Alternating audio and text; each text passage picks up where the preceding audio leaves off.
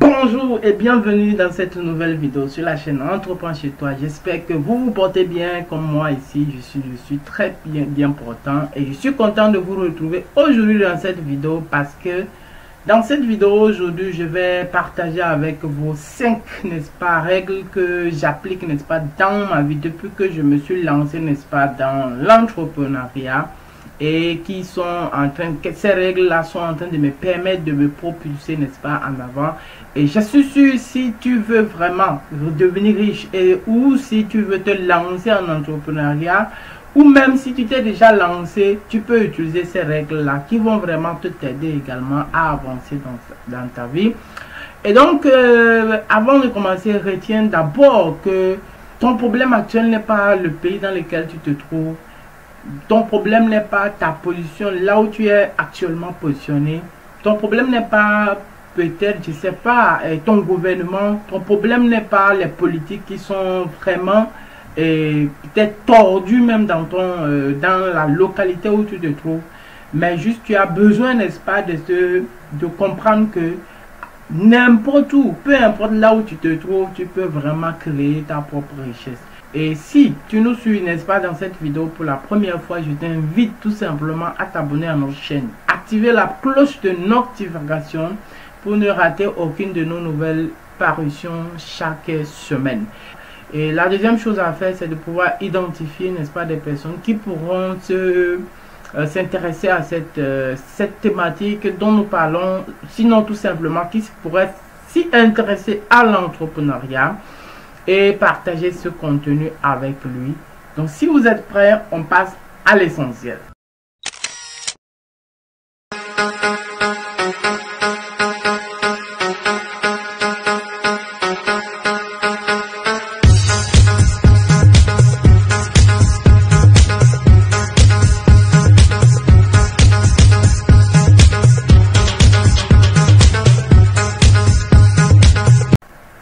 Alors bonjour, je me représente ou tout simplement je me présente, je suis William Mozo, je suis entrepreneur. Aujourd'hui je suis en train de construire mon chemin, n'est-ce pas, dans ce chemin, dans ce domaine ou dans ce secteur de la vie ou dans ce secteur de la vie économique. Voilà, j'aime beaucoup ça puisque l'entrepreneuriat vraiment c'est du ouf. Il faut vraiment encourager, il faut en tout cas que nous encouragions l'entrepreneuriat dans notre chère Afrique, dans notre cher continent.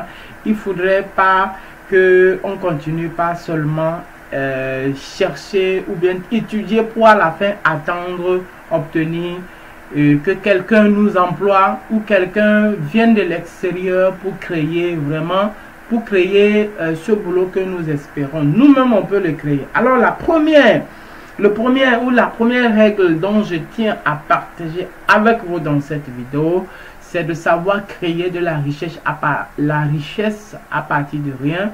Vous devez être capable, n'est-ce pas, de créer de la richesse à partir de rien parce que tout ce que vous devez retenir, c'est que tous les riches dans le monde, si je cite je sais pas quoi, je vais citer n'importe qui, je prends Dangote parce qu'il faut commencer par parler, n'est-ce pas, des riches. Chez nous ici, en Afrique, sur notre continent, voilà, si je prends par exemple Dangote, si je prends Bill Gates, Oprah, Winfrey, etc., toutes ces personnes qui sont aujourd'hui riches, même, je peux même citer notre cher frère, le Kiyosaki d'Afrique. Je veux parler, n'est-ce pas, de Ricardo Kanyama, que j'aime beaucoup surtout et ce que je fais coucou dans cette vidéo. Voilà, il faut comprendre que ces personnes ont commencé à partir de rien du tout en fait. Ces personnes n'ont pas commencé avec à l'étape où nous les connaissons, nous les voyons actuellement. Ces personnes ont commencé avec rien du tout. Et donc si tu arrives à utiliser, n'est-ce pas, tes mains, tes ressources intérieures, ton talent, forcément tu vas devenir riche. En tout cas, je sais que nous tous nous avons un talent, nous avons une richesse intérieure que nous pouvons utiliser. Et retiens aussi que la somme d'argent dans ton compte bancaire présentement témoigne de la façon dont en fait tu utilises ton temps. Voilà, tu utilises ton temps. Est-ce que tu utilises ton temps pour aller sur les réseaux sociaux, juste suivre des gens et t'arrêter là-bas? Est-ce que tu utilises ton temps pour critiquer d'autres personnes qui sont en train plutôt de construire leur avenir de demain? Est-ce que tu utilises ton temps pour empêcher d'autres personnes même de pouvoir s'élever? Est-ce que tu utilises ton temps pour causer de tout et de rien à longueur de journée ou toutes les heures qui passent dans ta vie? Est-ce que tu utilises ton temps juste pour dormir? Donc, il faut savoir que la façon dont tu utilises ton temps va déterminer la somme d'argent ou la quantité d'argent que tu vas avoir, n'est-ce pas, dans ton compte bancaire. On commence toujours petit et on grandit, les amis. Donc, ne pensez pas que quelqu'un commence avec peu importe le business que tu vas lancer ou tu es en train de piloter actuellement, tu as commencé avec un peu, ou tu as commencé à une étape que j'appelle étape, parfois même j'ai envie d'appeler ça étape moins 1. Voilà, moins 1. Parce que moins 1 pour témoigner du fait que quand tu te lançais, il y avait tellement d'incertitudes dans ta tête, c'est vraiment tellement de doutes. Même des personnes qui t'entouraient parlaient, peut-être te décourageaient, te disaient, te donnaient des paroles dans lesquelles tu ne te retrouvais pas, parce que ils te demandaient est-ce que tu penses que ça va arriver, tu vas arriver au succès, tu vas réussir avec ce que tu es en train de faire. Oui, parce que actuellement même, je travaille avec certaines personnes où j'ai vu comment est-ce que les parents sont en train de les combattre. J'ai vu comment est-ce que les parents ne les soutiennent aucunement, alors qu'ils sont en train de faire certaines activités qui sont en train plutôt de croître le jour au jour. Mais plutôt, ce soutien n'y est pas.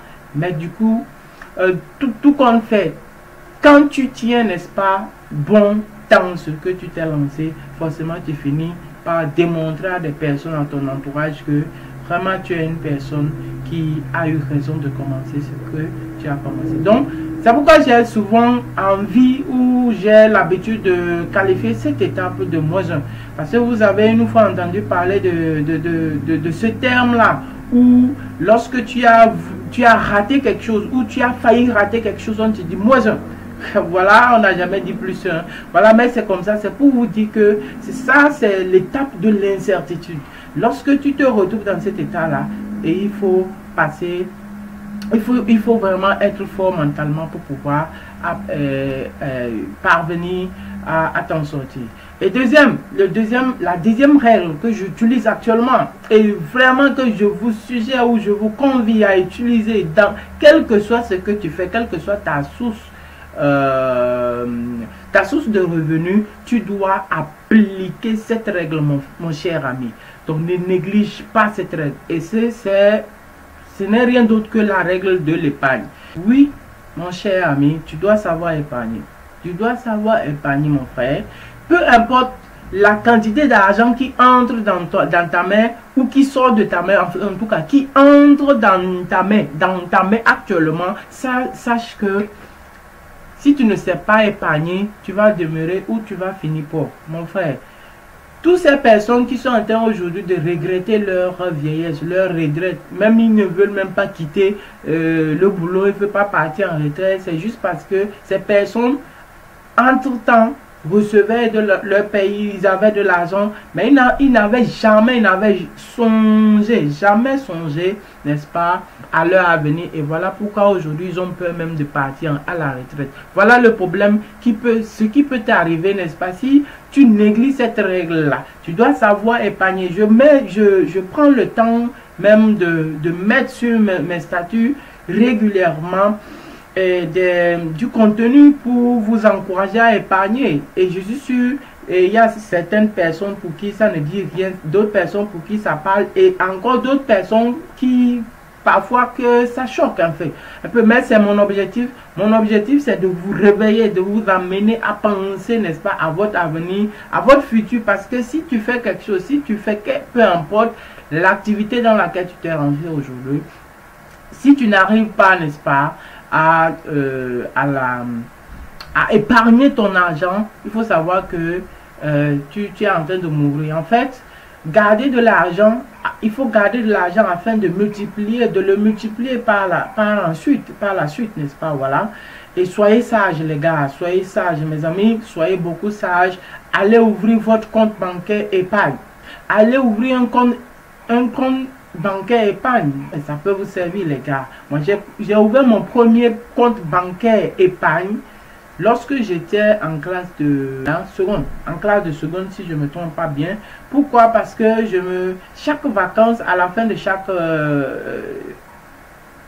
année scolaire, j'apprenais à gagner de l'argent. Je travaillais, j'allais faire du job, du manœuvrage, j'allais même travailler dans les entreprises de certaines années. J'allais travailler en maraîchage, peu importe le secteur d'activité. Mon objectif de pouvoir trouver l'argent, préparer ma prochaine rentrée. Et c'était comme ça que je travaillais. Mais il arrivait que certaines fois, je me retrouvais en train d'avoir beaucoup d'argent. Au-delà même du besoin que j'avais pour pouvoir me lancer ou bien faire ma rentrée. Donc, quand je finis de faire ma rentrée, le reste de l'argent, je gardais ça. Je gardais ça à mes côtés. Mais j'étais aussi quelqu'un, je n'aimais pas vraiment voir mon argent diminuer, plutôt que de le voir augmenter. Donc, c'était comme ça j'étais en fait. C'était ma nature en fait. Ou c'est ma nature, voilà. Mon argent, à chaque fois que mon argent diminue, ça me fait beaucoup réfléchir. Je dis, bon, ok, que si ça finit, je vais faire comment? Donc, je dois penser à comment ça doit augmenter, comment le multiplier, voilà. Et donc, c'est comme ça que j'ai pu ouvrir mon premier... En fait, quand j'avais cet argent à un moment donné, je me suis rendu compte que il y a une partie qui avait disparu. Parce qu'il y avait eu du vol, voilà, à mon niveau. Quelqu'un m'avait volé de l'argent. Et quand c'est arrivé, automatiquement, puisqu'il y avait aussi une personne qui m'avait donné son argent de lui garder. Et donc, j'ai eu peur directement. J'ai contacté un ami, je lui ai exposé le cas. Et cet ami, en ce moment, lui, il avait déjà la notion du compte épargne. Pourquoi moi, je ne savais pas vraiment que en tant qu'étudiant ou bien en tant qu'élève, je pouvais l'avoir. Et donc, comme je crois à l'époque, j'avais déjà une carte d'identité, voilà, nationale. Cela m'a permis, n'est-ce pas, d'aller ouvrir mon compte épargne. Et lorsque je l'ai ouvert, j'ai mis tout cet argent dedans. Et à partir de ce moment, je me sentais beaucoup plus en sécurité et j'ai commencé par augmenter mon revenu pendant ce moment-là. Et donc, à chaque fois, mon argent augmentait et j'étais fier. Et donc, on va passer à la troisième règle. La troisième règle, c'est la règle de l'investissement. Maintenant que vous avez pris la peine d'épargner de l'argent, vous avez mis cet argent à un moment donné, ça atteint un capital, ça, ou bien ça atteint une somme. Voilà, donc ne continuez pas seulement à garder cet argent là-bas. Il faut penser à l'investir, à le multiplier. Voilà.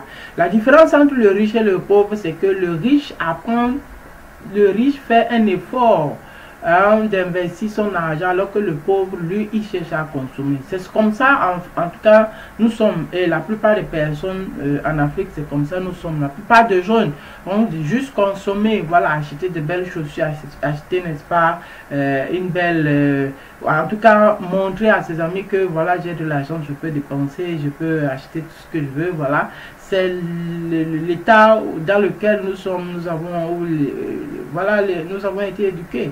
Donc voilà, on fait comment? On change ça, tout simplement. Nous avons la possibilité ou la latitude maintenant de changer ça. Et c'est ce que nous devons faire.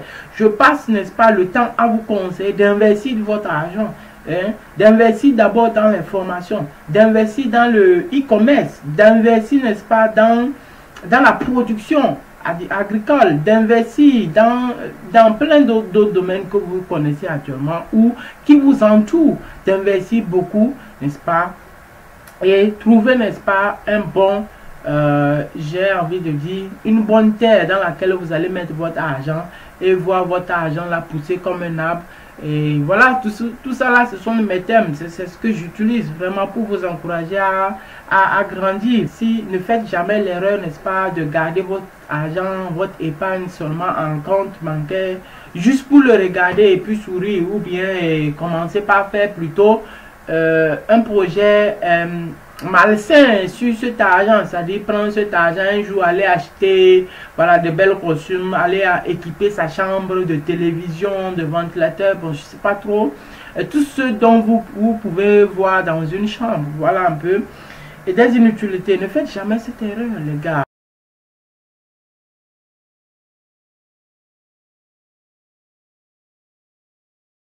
Nous allons donc voir le quatrième, n'est-ce pas, la quatrième règle pour vous permettre, n'est-ce pas, de construire votre propre richesse. Et c'est de pouvoir apprendre à nettoyer votre entourage. Sache que tu es la somme des 10 règles ou la somme des 10 voix que tu écoutes régulièrement. Avec qui tu as l'habitude de t'associer, avec qui tu t'associes, avec qui tu marches tous les jours. À qui tu donnes ton oreille? À qui tu donnes ton oreille? Tu vois un peu? Donc évite, n'est-ce pas, d'être en contact avec les gens qui polluent ton environnement, en fait, ou qui polluent ton âme. Voilà. Les gens qui, chaque jour, ne font que se plaindre. Les gens qui, chaque jour, ne font que suivre, par exemple, les vidéos de distraction. Les personnes qui suivent ça, uniquement que ça, à longueur de journée. À chaque fois que lui, il a un petit temps libre, même au travail, il est en train de suivre ça. Ces personnes vont polluer ton âme. Ton âme sera pauvre. Parce que notre Afrique n'a pas besoin de la distraction. Un pauvre n'a pas droit à la distraction, en fait. Comment est-ce qu'un pauvre peut se permettre de se distraire et puis encore à longueur de journée? Moi, je ne peux pas comprendre ça. En tout cas, il faut savoir que si tu continues pas à écouter ces voix-là, la seule chose qui peut t'arriver, c'est la pauvreté. Il n'y a rien d'autre que ça. La pauvreté, l'envie, le regret, la haine contre les personnes qui sont en train de réussir, je sais pas, la médisance. Tout ça là, c'est ce qui peut t'arriver. Si tu continues par suivre uniquement de la distraction, perdre tout ton argent en fait. Quand je parle de l'argent ici, c'est par rapport à l'argent que tu dépenses pour acheter des data, par exemple. C'est de l'argent que tu perds. Si tu utilises ces data-là juste pour faire du vagabondage sur Internet, voilà, je pense que tu es en train de perdre ton argent. C'est mieux même, il vaut mieux même de mettre cet argent-là comme épargne, juste le regarder. Oui, et un jour, quand quelqu'un se présente chez toi pour dire, bon, moi j'ai un projet, je veux lancer tel business, mais je manque d'argent, voici ce que j'ai. Est-ce que tu pourrais mettre ton argent ici? Et donc, lorsque j'arrive à fructifier ça, ou lorsque ça atteint, bon, après telle période, voici ce que tu obtiens. Et dans ce cas, tu es en train de prendre une bonne initiative. Voilà. Donc, tu peux même mettre cet argent à disposition de quelqu'un qui sait fructifier l'argent et tu gagnes des bénéfices sur cet argent. Oui, c'est beaucoup simple comme ça. Et donc, si tu m'as bien écouté et compris, on va passer à la cinquième et dernière étape, n'est-ce pas, ou règle pour te permettre de pouvoir te lancer en business. Et cette règle, c'est de refuser la pauvreté. Si tu es né avec des personnes ou dans une famille pauvre, mon cher ami, il est temps de refuser cette pauvreté-là. Refuse et lève-toi, mets-toi au travail. Lève-toi, identifie un bon business, une bonne terre que tu mets ton argent dedans et fructifie-le. Combien d'entre vous écoutent Napoléon Hill? Combien d'entre vous écoutent Ricardo Kanyama? Ou combien, si tu l'écoutes déjà, combien de fois tu l'écoutes? Ces personnes-là qui nous apprennent, n'est-ce pas, à créer de la richesse à partir de nos cerveaux. C'est-à-dire en réfléchissant. Napoléon Hill, qui nous apprend à réfléchir pour devenir riche. Il n'a pas dit de travailler dur pour devenir riche, non, de réfléchir dans notre cerveau.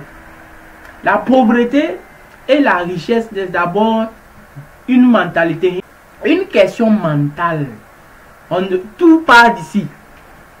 Tout part de là. On commence par voir sa richesse. On commence par penser à sa richesse. Ou on commence par penser à la pauvreté. Si tu es pauvre aujourd'hui, c'est parce que tu avais pensé pendant longtemps être dans la pauvreté. Mais si tu penses à devenir riche, Et chaque jour, tu entretiens cette pensée-là par des actions, par des formations, par de la motivation positive et surtout par des actions. Forcément, tu vas devenir riche. Il n'y a rien d'autre qui peut t'empêcher. Si ce n'est toi-même ou bien ton état d'esprit en fait, ta mentalité. Voilà des proclamations qu'il faut avoir sur ça. Je vais devenir riche, je suis un héros, je suis multimilliardaire. Voilà, ce sont des termes qu'il faut proclamer sur sa vie. Il faut chaque fois entretenir. Il faut bannir de ton esprit tout ce qui va détruire ou polluer ton âme. Ne refusez plus la richesse. Que la richesse, quand quelqu'un parle de la richesse autour de nous, que cela ne vous choque pas, mes frères. Quand nous prenons les États-Unis, les jeunes qui sont multimillionnaires, multimilliardaires, pourquoi et pas nous? Pourquoi pas nous en Afrique? Moi, je sais que si tu commences par penser riche ou richesse, en fait, tu vas cultiver un champ de richesse dans ton esprit d'abord et ce champ de richesse-là va se matérialiser demain, n'est-ce pas, par ce que les gens vont voir autour de nous, par la transformation qu'il y aura autour de toi. Voilà, je suis sûr que tous les conseils que je vous donne ici vous servent. Et j'en suis sûr que si vous mettez ces conseils en application, vous allez forcément devenir riche. Ok? Et donc moi, mon objectif, c'est de vous voir devenir riche. Et si vraiment ce contenu a apporté quelque chose de positif dans ta vie, tout simplement balance, partage ce contenu. Et si tu as des conseils, n'est-ce pas, que tu attends, n'est-ce pas, de ma part ou de la part de notre équipe, tout simplement nous écrire en commentaire et nous pourrons travailler ensemble. Cette vidéo en fait n'est qu'une partie, n'est-ce pas, de cet atelier, en tout cas, où je les encourage beaucoup. De nous contacter. Si ça t'intéresse de travailler avec nous, tout simplement nous écrire en commentaire: oui, je souhaite travailler avec vous. Et une personne de notre équipe vous prendra en charge et on pourra travailler ensemble. En tout cas, merci. C'était votre ami William Ozo sur la chaîne Entreprends chez toi. Ciao, ciao.